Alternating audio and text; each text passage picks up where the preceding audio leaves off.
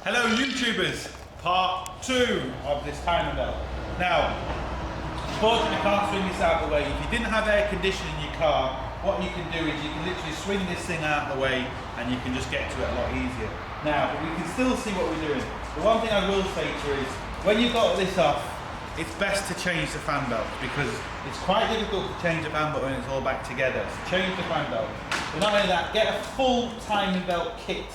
Now, we have a water pump, you might as well change it at the same time. Tensioner. And there's an idler down here.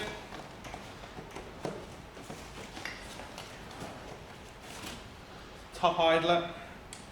And then obviously, we have the belt. Now, a few things you want to keep out for on the belt. This one hasn't got it, but sometimes they have arrows on it. And that belt has to go that particular way. So just have a look on your belt, make sure there's no arrows on it. So that's the belt. Doesn't look particularly much now. And to be honest, it really isn't now. We can see everything. So I'm just going to whip off this cover first, just the top part. Just a couple of clips. Now, as we can see, now to be fair, this belt is actually quite bad. I'll show you, but you can see it's very worn. But we're changing, so it doesn't really matter. Obviously, that's your top pulley. This is your tensioner here, which I just showed you. Your idler's down there. Your water pump is here. So the first thing we need to do is we need to take off the fan belt, which is this tensioner here. It looks like a 17 mil, so I'm going to whip off that.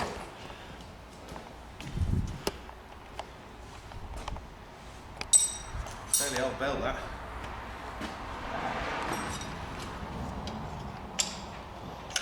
$16 or $15.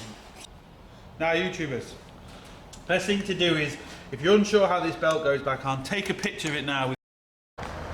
Right. Now, as we can see, there's a lot of dust inside this case. I'm not sure exactly where that's coming from yet. So we'll have a look at that. It could be nothing, but we'll have a look at it.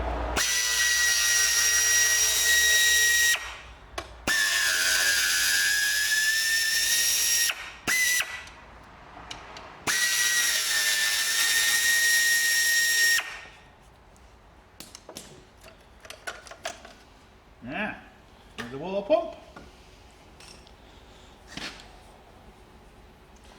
Now, what it actually is, YouTubers, I'd say, this cover has got like a special covering on it. It's like carpet almost. And I'd say it's just a bit coming off that, which has gone into the belt. So, nothing to worry about. Now, I was going to pull this bit of rubber out. It's rubbery. Rubbery. Now, it's going to be difficult to see, but basically there's 4 bolts. There's a big bolt in the middle, but obviously we don't touch that. There's 4 little bolts on the outside. That's what we need to do to take off the bottom pulley. And again, they're Torx. Not Torx, they're spline. Not enough room. It's an M10 spline. And it's easy with the big air gun, if we've got the room.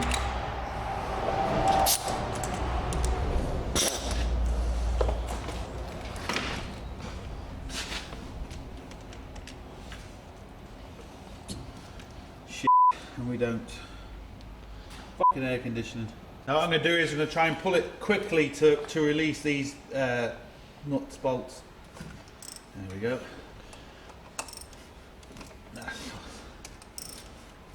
Nah, you give it a good jerk and they do actually come out. Tighten them now is going to be a different story, but we'll worry about that when we come to tighten them. Now that's the bolts. 4 of them.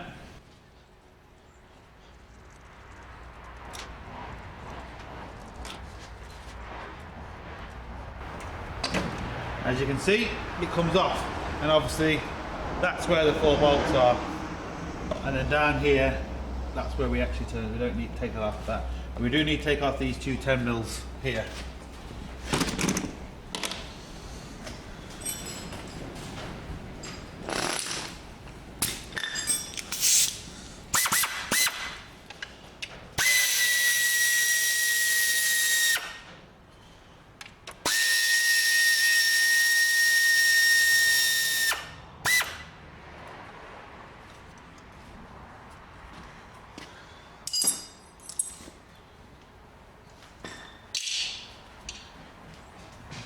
Now what we have to do is, we have to find the two marks. There's a bottom mark and a top mark. You don't have to worry about the water pump, and you don't have to worry about the tension as regards marks, but obviously it needs to be at the right tension. So what I'm going to do now is get the right socket, which is a 12-sided socket, I believe. It's not the normal sockets. I'm going to turn this until I get the right marks, and we'll show you where the marks are. Right, we're at the most important stage now as regards marking it. This is a little locking tool, very cheap. It goes on the bottom cam. Let me just screw this out for the minute, I'll just show you. Obviously that lines up with the hole inside the car, and as you can see, there's a tiny little arrow there. Oh, can you see that arrow? It's a tiny little arrow there, which obviously lines up with an arrow on the car. Now, on the pulley, on the top pulley, you have all these little, like little arms that are sticking out. There's two that are really close together. The others, there's either only one or a lot further apart. This has to line up with this little fella here. If you can see, it says 4Z. Can you see that on the camera? Yeah? Yeah. So we need to line up, there's a little arrow on that. We need to line, so we need to keep turning the engine until that lines up to the middle of the arrow. So in other words, the arrow goes in the middle of these two little legs, and this then fits on the bottom pulley. That's, we know we're right, then we can actually physically lock them in place. So I'm going to keep turning this round until I line up with this 4Z. Now, another thing to remember is you might have the top mark lined in, but the bottom won't go in, so you have to spin it round again, because obviously the bottom pulley spins twice for the top pulley. So don't be afraid if you haven't got the marks the first time you think there's a problem. Now, about there, and as we can see, you might not be able to show on camera, but there's a tiny little arrow mark on the bottom pulley. This now should go in. Might be a bit of a wiggle, but I'll get it in.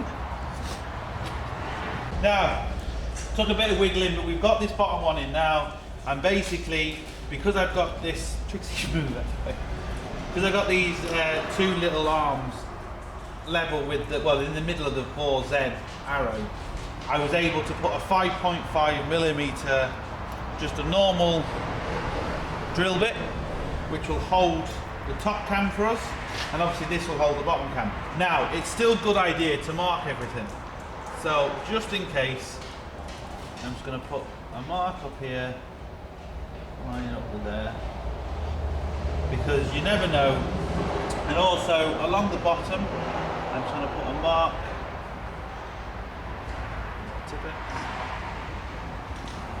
Mark on the body, engine, and on the actual thing. Because what I'll also do is, just for the hell of it, I'll just mark this, so if this ever comes off, you know where it was.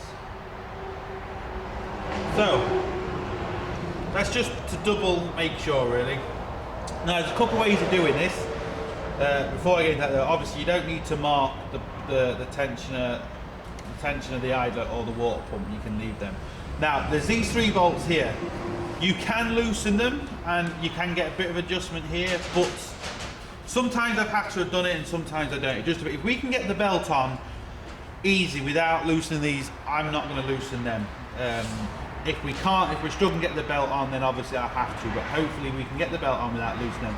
It just gives you half a tooth to turn, but you don't really need to if we don't. So what we're going to do next is basically take off the tensioner and bang all the new stuff on. Now, this is kind of the scary part for people that are maybe not used to this. We obviously have to loosen the tensioner. Now, even if something happens and something moves, don't particularly worry about it, because you have all your marks done. Don't just rely on any pins. Always mark everything. So if something does happen, at least you can go back to your original marks. What some people do is they don't even put it to the original marks. They just take off the timing belt and they mark it before they take the belt off. But the problem with doing that is that's not your original marks. If anything happens to us now, we can go on the computer and we can find exactly where the original marks are, and we know we're going to be fine. So I have the bottom pulley pinned in, I have the top pulley pinned in, plus I have it marked. So it's a 15mm spanner, and I'm going to undo the tensioner. Now, What you want to do is when you undo this, you want to just double check that nothing moved. Now nothing moved on us, which is good sign obviously. So this is obvious. Now I've released the tension on that, but nothing has moved. So that's a good sign. Just double check everything. Nothing has moved, we're sorted, we're good. Nothing's moved, so not to worry. Now, remove the fake. This off next. Proving.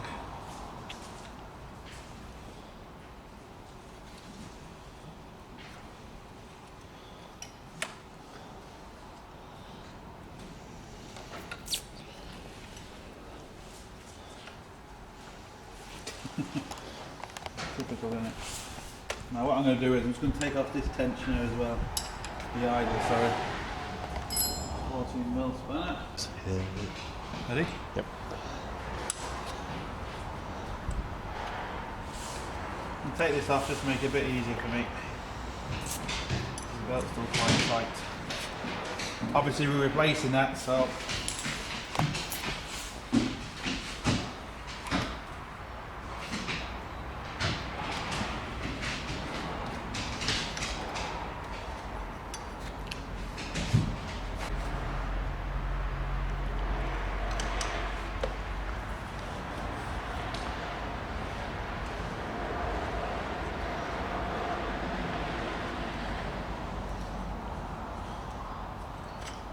now, another thing we can see now is you can see these two marks that I was talking about with the 4Z and it right in the middle of them two little legs. Again, this hasn't moved. The bottom pulley hasn't moved. So we can see our marks are still good. So we know we're fine. Obviously this is the old belt. It's always a good thing just to squeeze it together. You can see there's little cracks in there. And obviously on the other side, as you can see, there's a lot of cracks. So there wasn't much left in this. So it's just as well we're changing it. Now, what we're going to do now is we can obviously take this off. There is something to remember on these. This little, as you can see, it's not exactly flat. There's a little leg that kicks out. That little leg has to go in this little locating hole here. So basically when you put this back, if you do it like that, not in the hole, this is not going to go down far enough. So that has to twist and turn and go in the hole, and what that allows it to do is get its tension. Because without putting that hole, you won't be able to tension this up. So it's just a good reminder. Now I think these look like 10mm, 3 10mm bolts. We're going to whip them off. VW sign there as well, John. Audi. We're going to whip these off and yeah, 10mm. 3 bolts, this should just wiggle out.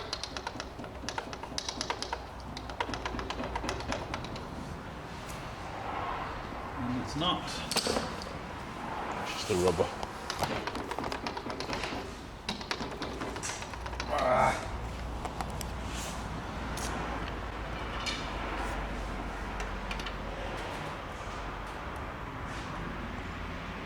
Now, slight persuasion.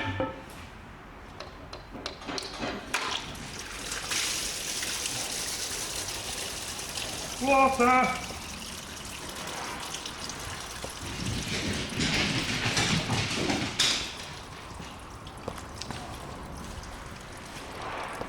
Now, one thing is very important to check is that these are correct, and obviously very important to make sure that the pulley wheels are the same size and they've got the same number of teeth. If it's smaller or bigger, it will upset your timing, it'll do a lot of damage. So just basically make sure it's the same. I can see all the holes line up, sticking in the same way. And this rubber here, this rubber seal, big O-ring, believe me, that is good enough to do what it needs to do. You don't need to put any seal on this.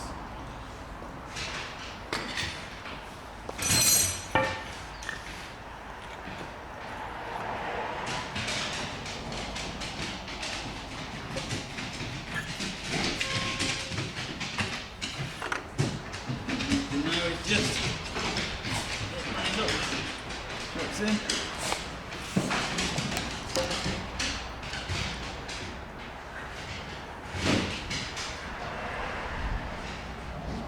done by hand.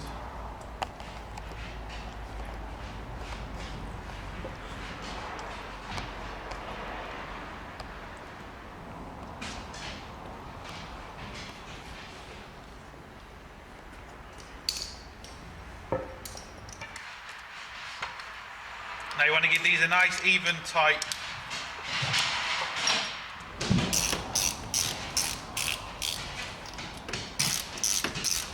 Make sure it goes in nice and evenly.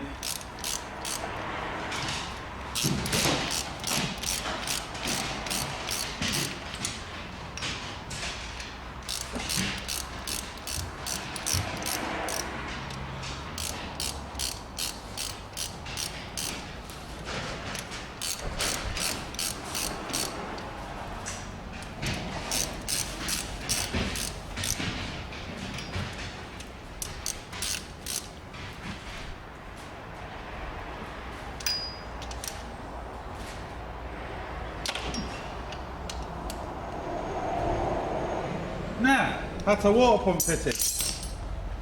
Make sure it spins, not loose, good. Now, sorted.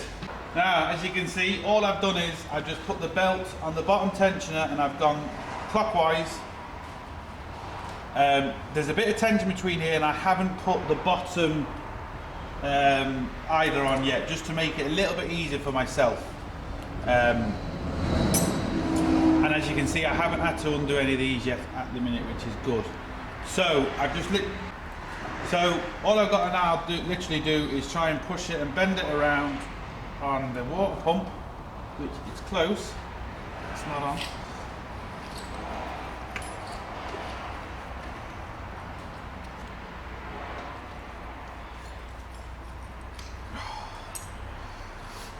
Not gonna be easy. It would be a lot easier if I loosen these 3 bolts, but I personally don't like doing it because them 3 bolts are very important. If you get them wrong or if they come loose, you're in a lot of trouble. We're millimetres away from it fitting on here.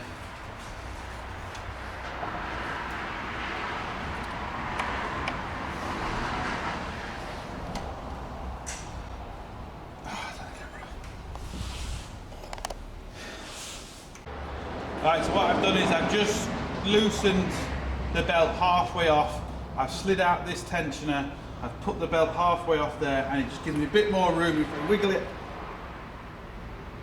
Oh. Ow.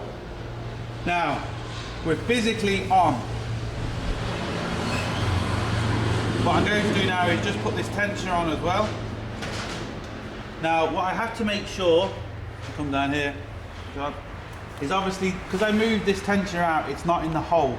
So I have to now make sure it's in the hole and slide it evenly all the way through.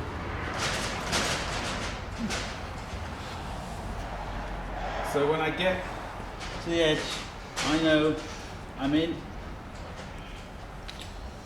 Slight little step with the old knock-o-meter. Just very tiny. Maybe get a few comments with that, but believe me, it doesn't do anything.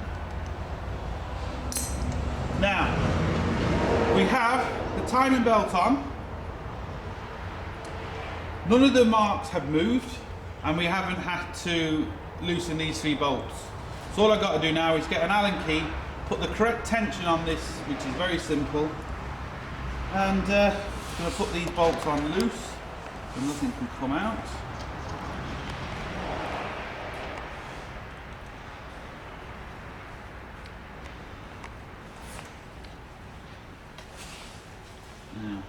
I'd give this one a little bit of a squeeze just so it holds itself under tension when I come to tension it.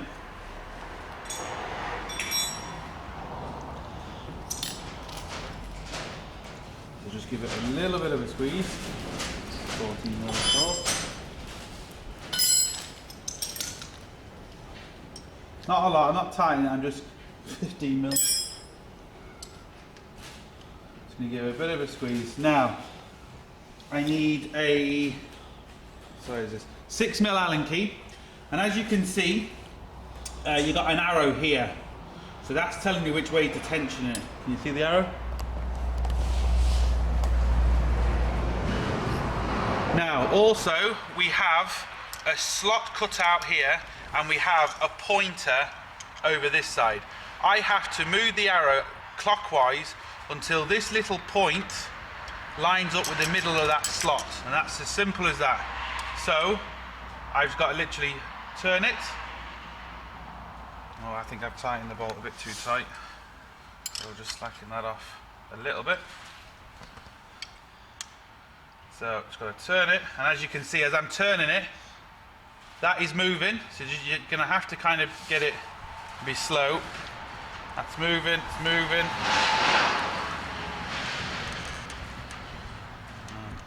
Need it a little bit more.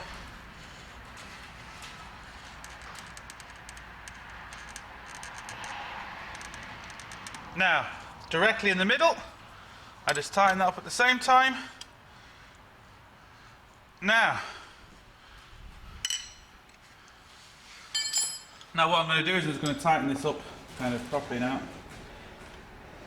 Tighten that up.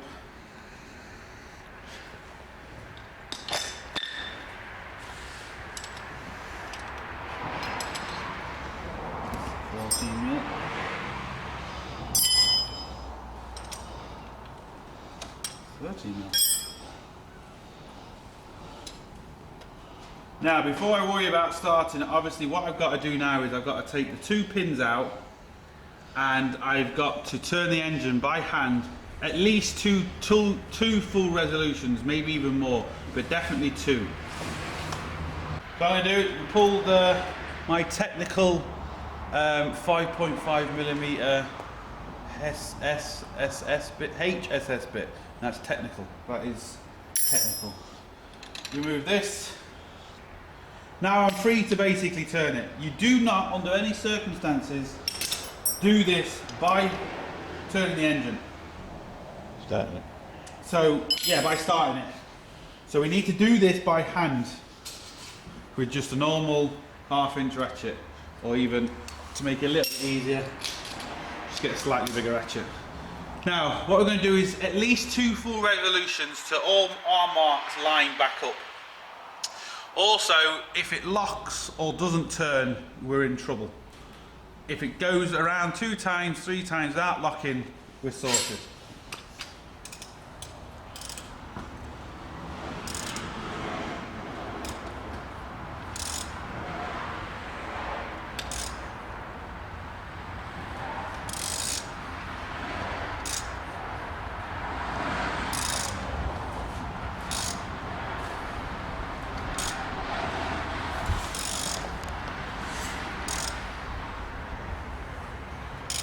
That's 1, and the other good thing is I can feel compression.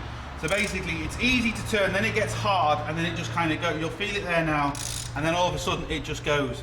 So I know I've got compression, so that's a good sign as well. There, I was on the compression stroke. Getting that. See, it's just past it. So you can just see there, it's just fighting against me, which is good. You can see it there, especially that. Keep losing the compression, but. Now, this is now 2 full. Make sure. Now, that is 2 full revolutions even. And if you want to be on the safe side, just double check this. As you can see, it goes back in, you're fine. Now this has moved slightly here, but that's moved up, just come around the front. Down. As you can see, that's moved slightly, but that's okay, because that basically is its own tensioner. That adjusts itself basically. But before I turned it, I set it right, so you know you're okay. So don't worry about if that's moved. That's perfectly fine.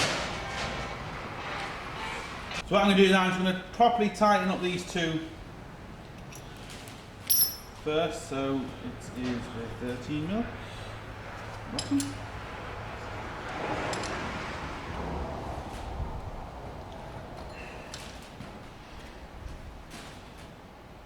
Now,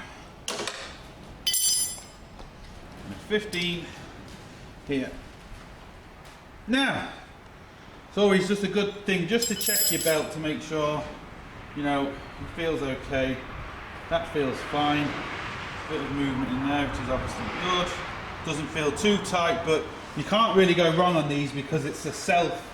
The tensioner does it itself. You can't, well, you can over tension it, but then you have to move past that mark. Do you know? So we didn't do that. So now it's time to start it. YouTubers, hope this is all coming through okay. We've got John the Beast, who is obviously, his natural habitat is, you know, not behind the camera. So hopefully it's coming across okay. No, right, John. So look, this is going to be the end of part 2. Join us in part 3 to see if it starts and to see if it doesn't go bang. Hopefully it doesn't. So don't forget, thumbs up the video and subscribe. Don't forget to get your hands dirty, Steve, for the next one.